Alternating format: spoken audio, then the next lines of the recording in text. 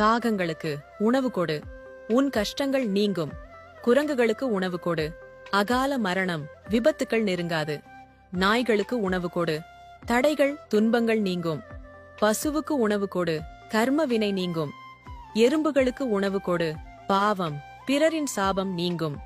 மீன்களுக்கு உணவு கொடு, முன்னோர்கள் சாபம் நீங்கும்.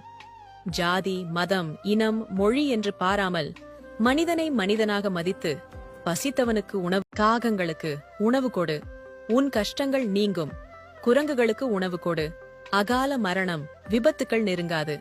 நாய்களுக்கு உணவு கொடு, தடைகள் துன்பங்கள் நீங்கும். பசுவுக்கு உணவு கொடு, கர்ம வினை நீங்கும்.